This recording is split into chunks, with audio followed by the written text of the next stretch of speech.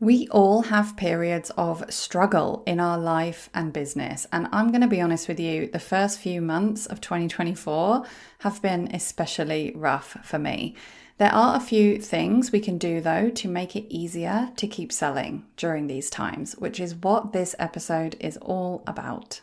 Welcome to the Soulful Sales Show, where we talk about believing in the value of your offers, getting them in front of your right people, and selling more of what you do in your unique way. Hi, and welcome back to another episode of the Soulful Sales Show. So I'm going to be really honest in this episode. The first quarter of 2024 has honestly been, and I warn you, I'm going to swear, a shit show. It's not even just the first quarter, it's all started in December, just illness after illness. I started my really intense marathon training, I ramped it up a notch in January. I got 2/3 through the plan, then I got injured, and when I got injured, it triggered a big mental health dip, and then I got COVID. Suffice to say, when I set my intentions at the beginning or at the end of 2023, one of my intentions was I am done with surviving. I'm ready to thrive. And we were just plunged straight back in to survival mode. And honestly, it didn't feel like a little bit into April until I finally felt like this is my new year. I'm getting my mojo back. I can really, really feel it. So obviously, if you have been following along with the podcast, if you've been following along with my emails, with the stuff I've been launching, the stuff I've been up to, you might be surprised to hear me say all of this. And this is why I want to talk about it more, because this is real life. Most of the stuff that had happened that made it feel hard for me in the first quarter of 2024 is stuff that really is outside of my control. Health stuff, health stuff with my son, the injury, all of that stuff. And it's real life stuff that we have to deal with. No amount of positive thinking is going to stop me from getting COVID, right? It hasn't all been bad, but it has felt very hard. I've felt on the back foot the whole year. I didn't even get to wrap up my work year last year, and I felt on the back foot, and I felt at times very overwhelmed, especially when I've felt ill. It's often triggers a lot of overwhelm for me. And let's just say it's far from my ideal version of the year. And I cannot believe it is May already. It's scary how kind of fast the year has gone. And I think some of the feelings I have around that are because of how rubbish the first quarter of the year has been. So yeah, I want to talk about it more. I want to be honest about the fact that this has been happening behind the scenes. And I want to talk about how I navigate this stuff. And it really does feel like these days I have to be more and more mindful of navigating this stuff than ever before. Because if you don't know, I also have chronic fatigue. It's doing a lot better, and my body was responding really, really well to the marathon training, apart from the injury, but that was not related to the fatigue. But I do have to be very, very mindful of what I'm taking on and how I'm working, because it could just flare at any time. So yeah, I just want to be honest about the fact that it's happened and how I deal with it. How have I kept showing up and selling despite feeling like the first quarter of the year really has been a shit show? So firstly, I just want to talk about the various reasons that we can struggle. I think that one of the things, and this is very, very true for me, especially as a business coach, one of the tricky mental spirals we can get ourselves into when we are struggling is that, we're not just in the struggle that we're currently in, but we're also making that struggle mean something about us. So for me as a business coach, and especially someone who talks a lot about finding your version of ease and rest and taking care of yourself and all of that, if I am struggling and overwhelmed and doing everything last minute and feeling really chaotic behind the scenes, it can make me feel really fraudy and imposter syndrome and I'm not good enough. And if I can't do it, then how can I even help anyone else? I mean, that is not true. And I can say this now, it is absolutely not true. But sometimes when you're in the thick of it and in the moment, it's really easy to spiral and make our struggles mean even more about ourselves. Why am I like this? I know that those of you with, chronic health stuff or mental health stuff will probably relate to that kind of feeling. That is definitely something that comes up for me regularly, and I really have to keep it in check. The truth is that some of us do have probably, we find certain things harder that other people would find easy, and that's just the way it is. We've got to be kind to ourselves. The fact that we find it harder and we continue anyway means that we are actually a lot stronger than we think. And sometimes there might be life stuff going on. Sometimes there might be health stuff going on. Sometimes there isn't even necessarily a good reason for the struggle. And I say like good reason in quotes, because if you are struggling, you are struggling. You don't actually need a good reason. Maybe you are just burned out. Maybe you are burned out from selling, delivering. Maybe you're burned out from, some disappointments that you've had. We all need a break sometimes. There is nothing wrong with struggling. There is nothing wrong with needing a break. And I just feel really, really strongly about the importance of self-compassion, basically, in this conversation. We all go through this stuff. It's just that we don't always talk about it. I'm not going to come on Instagram and talk about my deepest, darkest fears when I'm in the depth of the struggle. And by the way, I don't know if anyone relates to this, but when I've had COVID, it has really triggered very, very negative thinking about my business and about my life. I'm not necessarily going to come on and share that in the moment, but it doesn't mean it's not happening. And we just need to remember that we're seeing everyone's curated highlights. Everyone has this stuff behind the scenes. Sometimes I think also we might just be feeling off and we are resisting it and resisting it and resisting it. And instead of just giving ourselves a break and giving ourselves a little bit of rest, which is actually sometimes all we need, we are pushing through and things become and feel a lot more bigger than they really are. What else do I want to say about this? I think the only other thing that I really want to say about the feelings is that sometimes when you are in a period of struggle, maybe you are tired, maybe you are sad, maybe you are whatever you are feeling, it's really, really easy for that to skew the whole picture we have in our minds of how we are doing in our life and business. Kind of like what I just said about how COVID really skewed my thoughts. Be really careful not to turn what is happening right now into a truth about your whole entire life and business. Whatever season you are in your business right now does not dictate the future success of your business, okay? I promise you it doesn't. It may really, really feel like it does, but it doesn't. And I am definitely, with the point I'm about to say now, I am not minimizing any feelings. We are all about feeling the feelings. We are not about toxic positivity here at all. And I do want to say there probably is also a lesson in the struggle you are going through right now. And sometimes that is quite comforting to me to consider that I might not know what the lesson is right now, but there will be a lesson I can take from it. Okay, so that's what I want to say about the feelings. Really, the most important thing is self-compassion, and we all have this stuff. I work with people I tend to attract a lot of neurodivergent people, people with mental health issues, physical health, chronic illness, caregiving responsibilities, young kids, all of these kind of life situations. And I can tell you, all of my clients go through periods where they are struggling, and sometimes they give themselves the rest they need and they can't quite seem to shake it. And it's just part of the journey. It's part of the process. It's really, really normal. Okay, so let me talk about the practical stuff that has really seen me through these times. And I will start by saying that because of my experience with my chronic illness, I have been very mindful of knowing that I cannot expect myself to deliver in the moment all the time. I cannot expect myself always to, be able to plan everything out far in advance and be able to deliver and all that stuff. I just can't. So I have been really mindful of that for quite a long time. So I have been putting systems into place to help with that. Now, they still have many, many improvements that need to be made to them, but I will say it has been helpful. And actually, a while ago, for my, earlier iteration of my podcast, the Quietly Ambitious podcast, I interviewed my mastermind sister, Willemijn Maas, who is an OBM. And we talked a lot about outsourcing. And really one of the key messages that she shared in that episode, and I'll make sure I link to it in the show notes, was to design your business in a way that it's okay if you're not in it sometimes. She definitely said it in a better way than that, but it has really stuck with me.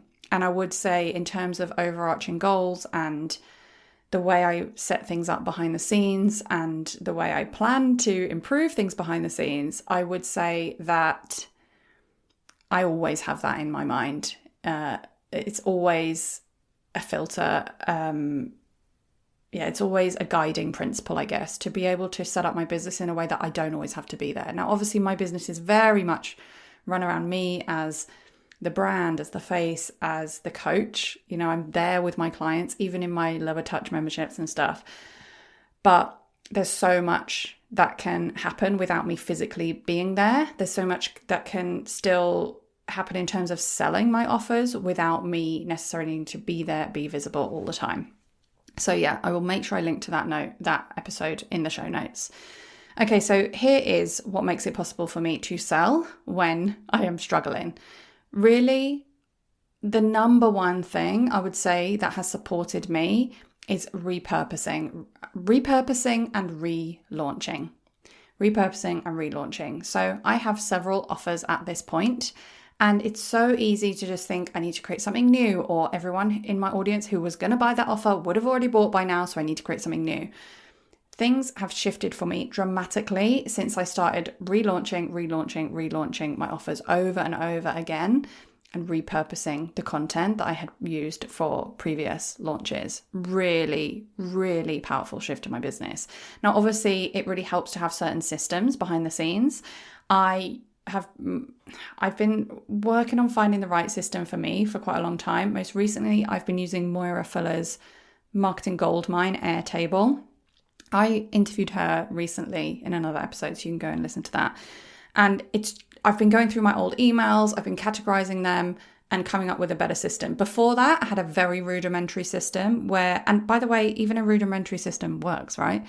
But I was I had a Google Doc, and it would have like subheadings of different launches and different years and months.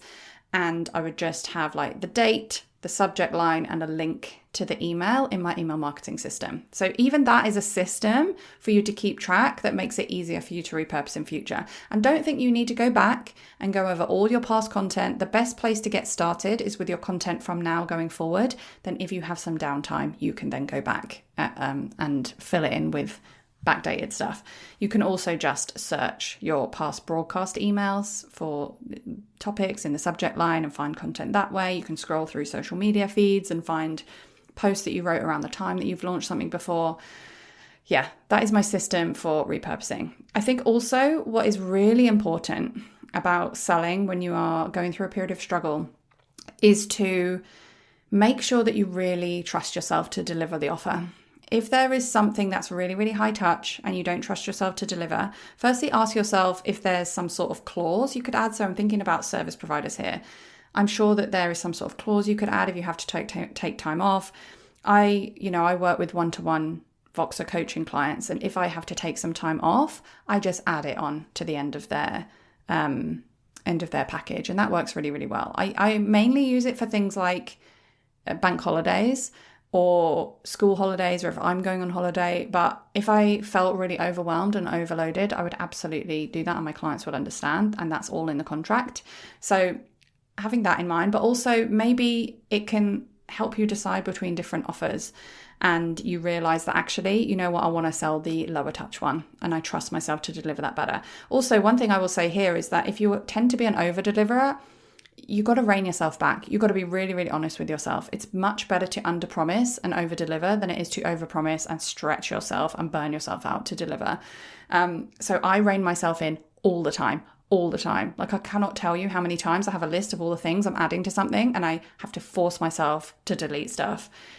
It's just, it's my natural way, but I'm getting so much better at judging what is within my capacity, I suppose.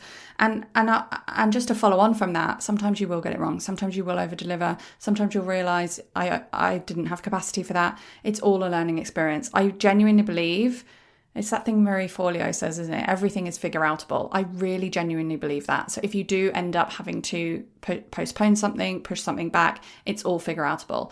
And actually that brings me to another point, which is it's okay to reschedule. It's okay to postpone. I personally find it very, very permission giving when I see coaches and mentors I look up to rescheduling and being honest about like, you know what, I'm overloaded or the family's ill or whatever, it's being postponed. It's like, it's so permission giving to me. And that's absolutely the permission I want to give you as well. Like, it's totally okay. Sometimes we can tie ourselves up in knots about postponing something because we think it's not professional. We think people will be annoyed.